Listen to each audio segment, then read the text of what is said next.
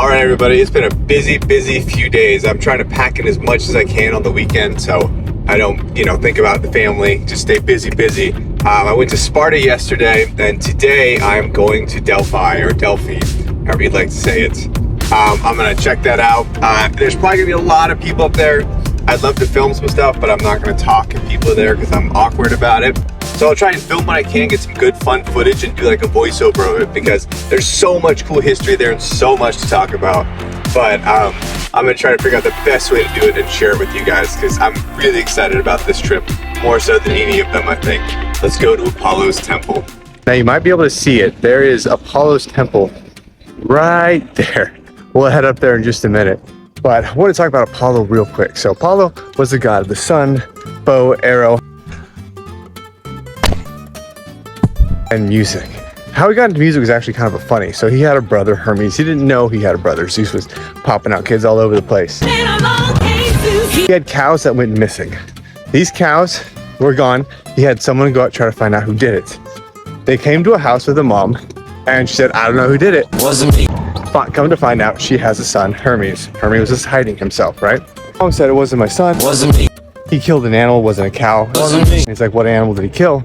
Come to find out it's a turtle. And she's like, well, he did use some cow gut for like the strings. And he's like, aha, gotcha. So they get Hermes, they bring him to Apollo's, and Apollo's basically like, look, man, I'm gonna send you to the underworld with the Titans because of this nonsense, even if you're brothers. And then Hermes started playing the music. That's like a little bit of a chord type instrument with the turtle shell. And Apollo's like, I love it, I need it. Tell you what, trade that for me. You can be messenger of the gods, and I get the music thing. And then Zeus pops out. Let it be so. And therefore, it was so. As archery is my favorite thing, I think it's only fitting that I visit Apollo's temple last in the trip because archery is, at the end of the day, the best. Sorry, Sling. I love you, but archery's my jam, my favorite thing. You're close second. All right, we have made it up. I am on my way up to the mountains now to see the temple of Delphi, and all that. So we'll see. So this is the entryway walking up, and I'll put some pictures up of what it would look like in all of its glory and luster. But this was built in the 7th century BCE by Trophimus and Agamedes. It went through a couple different destructions, one in the 6th century by a fire, and then one in 373 by an earthquake. I mean, the first thing that's most insanely striking is the amount of work to get up here in a car versus actually having to come up here to build something continuously. That's quite an undertaking. As you may guess, one of the first buildings is a treasury where donations were given. And so that was the treasury of Cyrene. And then as you continue upwards towards the temple itself, there's a few different structures we'll come across as well. But as with most things, they're going to start with donations at the door. Whew, this is stunning.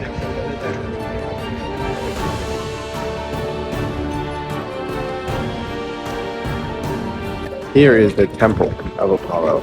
Now, an interesting thing about the oracles, the head oracle was the Pythia. She was the one that everyone would have to consult with in order to get like the final verdict. And a lot of times when people came up to the oracle, it was done in a way where the questions weren't open-ended. It was more of a yes-no, like should I go to war? Should I do this? Anything like that. According to accounts of the day, on the interior there were 3 of the Delphic maxims written by the 7 sages. So the Oracle of Delphi was the most renowned and the most trusted. Most people went to them for advisors. There are other temples that had oracles. Athena's did and Zeus did. But for some reason, I think it's probably the setting and everything. The Oracle at Delphi had the most sway and the most power and was consulted by people even outside of the Greeks. And they were used a lot of times for the Persian Wars, for major instances where things were really dramatic. They would go to them. The theater is the largest structure in the Temple of Apollo, and it's estimated it could fit up to 5,000 people. It was basically split up into 2 zones. It was used many times to host the musical and instrumental competitions of the Pythian Games.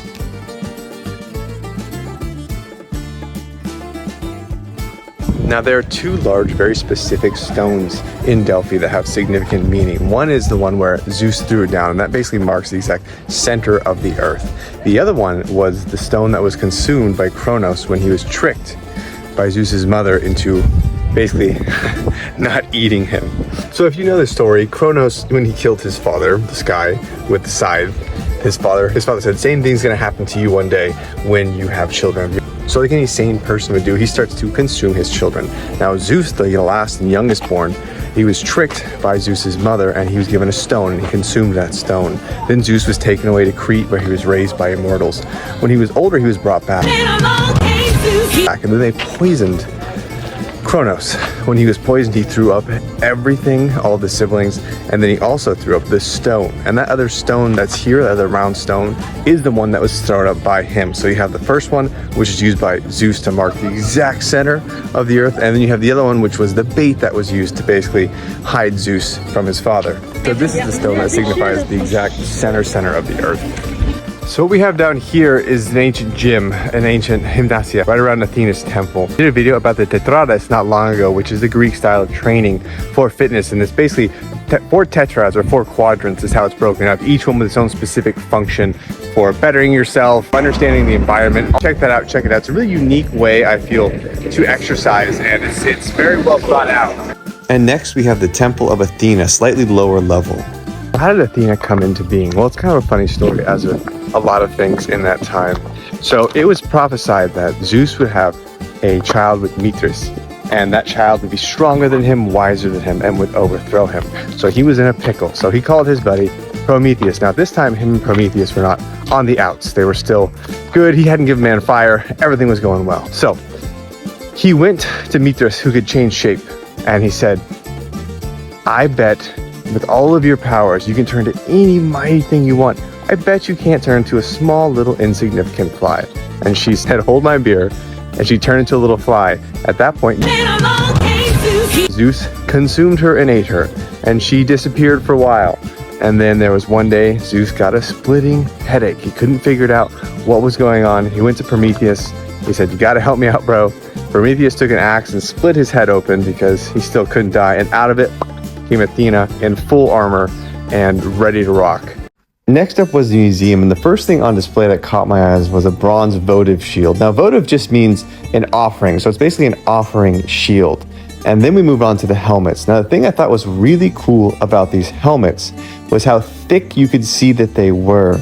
The helmet that I tested was like 18 gauge, and the thickest one is around 14 gauge. And you can see these ones here, though they're bronze, they are very, very thick, probably 12 or 10 gauge helmets.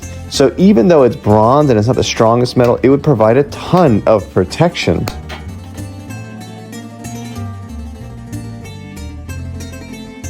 And then of course, ending with Heracles.